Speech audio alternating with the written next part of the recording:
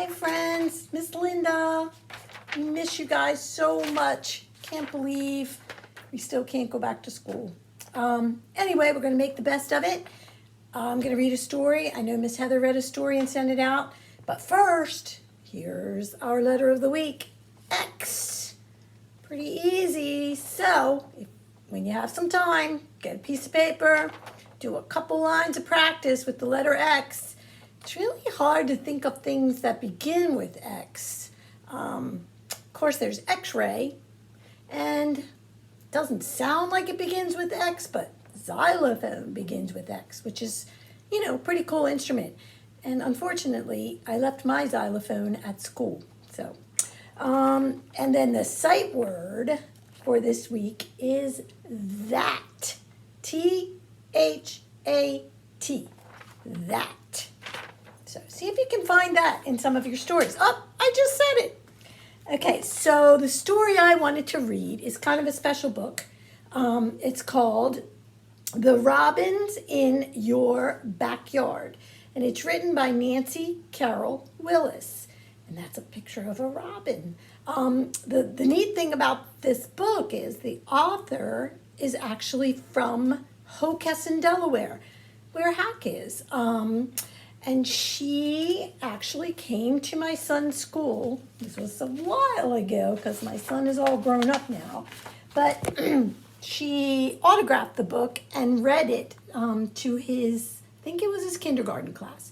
But anyway, pretty cool. So let's get started, and I'll read it and then show you the pictures because it's kind of a big book, and I don't know if I could read and hold it up so you can see the pictures. So, The Robins in Your Backyard by Nancy Carroll Willis. There are a lot of robins out there right now. On a frosty March morning, patches of crunchy snow lie on brown grass. Sings the robin redbreast to herald springtime's arrival.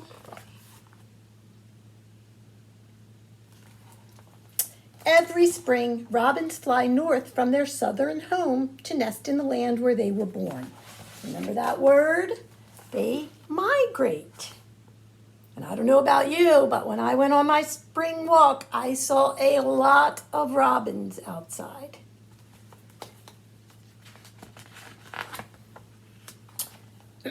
Some robins migrate over 1,000 miles in 2 weeks. To guide them, the birds use rivers, mountains, and coastlines like road maps. Wow, that's a lot of miles. When they arrive, the robins are tired and hungry. They scratch and they poke and they plunge. The robin gulps a hatching insect. Before long, the male robin claims a territory. This yard is mine, he sings. His song attracts several females, but only one will choose him as her mate. And together, they begin to make a nest. And there's some flowers. That's a daffodil. I did see some of those on my walk, and I forget what these are called. But they're very pretty, and I saw some of these also.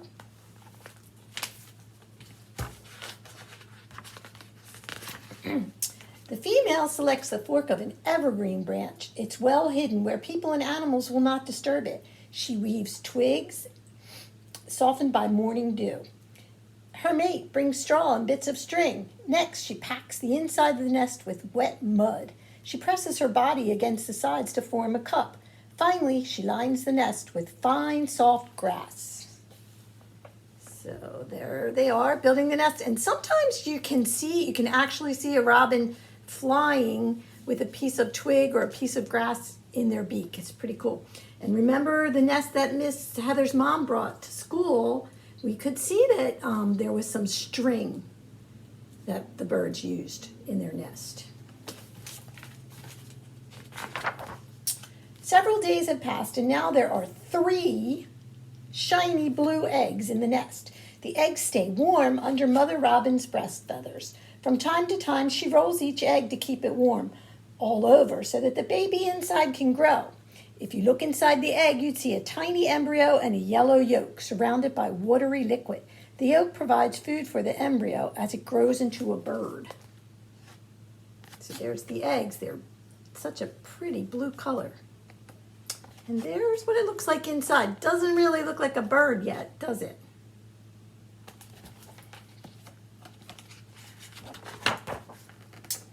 A hungry squirrel has climbed too close to the nest, cries the male robin. Neighboring robins snap their beaks and dive bomb the intruder, cries the tormented squirrel. He scampers down the tree to look for food somewhere else. Squirrels, snakes, raccoons, blue jays, and crows like to eat robin eggs. There's that sneaky squirrel.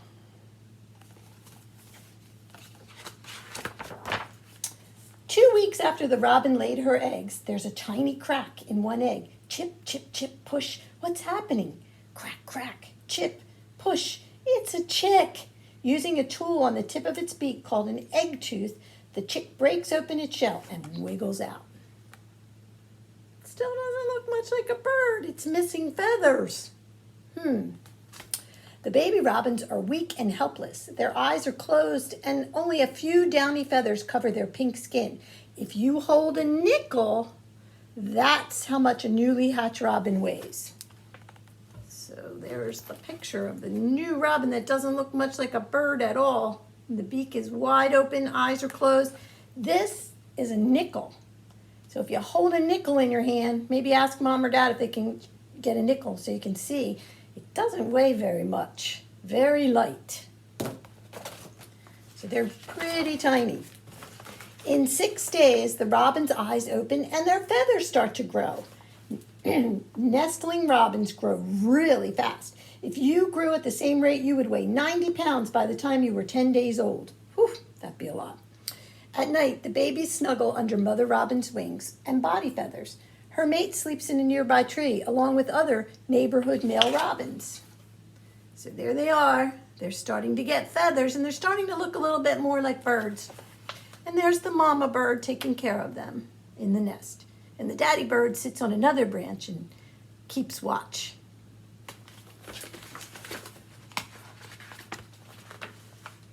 Feeding baby robins keeps both parents busy.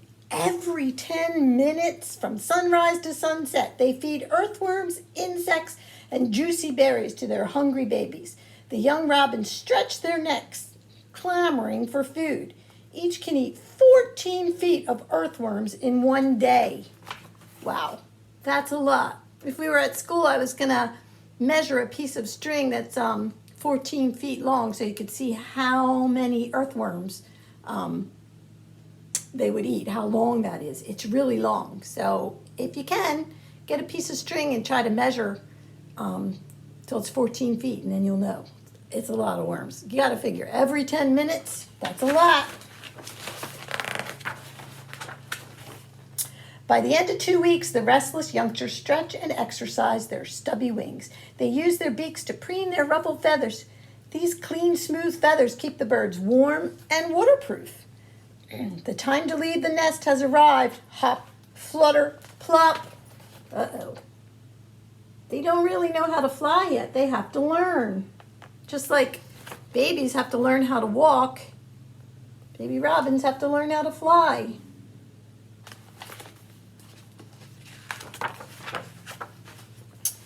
Learning to fly can be dangerous. Bad weather and predators like cats are the young robin's greatest enemy.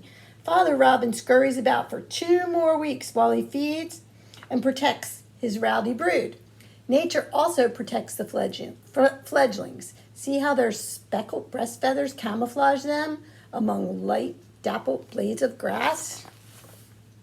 So we've talked about that word, camouflage. Kind of keeps them hidden in the grass and in sticks and in the trees. So there they are, learning to fly, and the daddy still feeds them.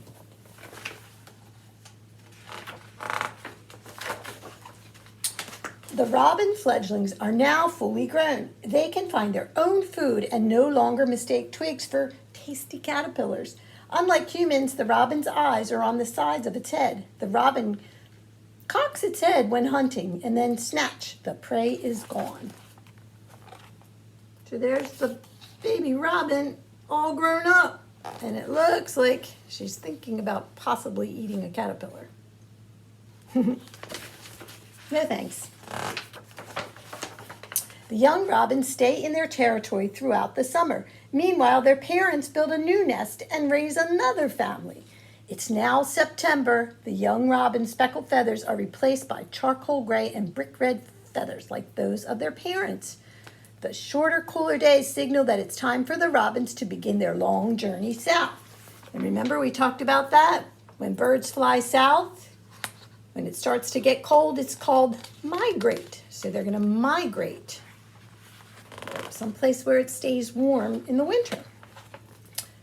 How we miss their morning melody.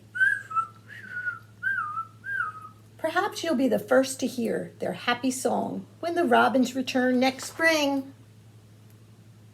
And there's the empty nest, and that's kind of like the one that Miss Heather brought in, or Miss Heather's mom.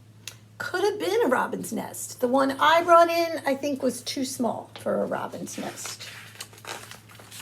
And that's the end. This just tells you what you might do if you found a baby robin in the grass or something and you don't touch it or try to pick it up. You could ask a grown-up to help you and maybe take care of it. Okay, so I thought you might like that, and I hope you can go outside. Not today, it doesn't look good, but maybe tomorrow, and look for some robins and see what you see. I'm also going to do another video, a little craft, and I'm going to make a nest, and I'm going to make a robin out of clay. So if you have that kind of stuff at home, maybe you can make one. All right? So I'll see you later. Bye-bye.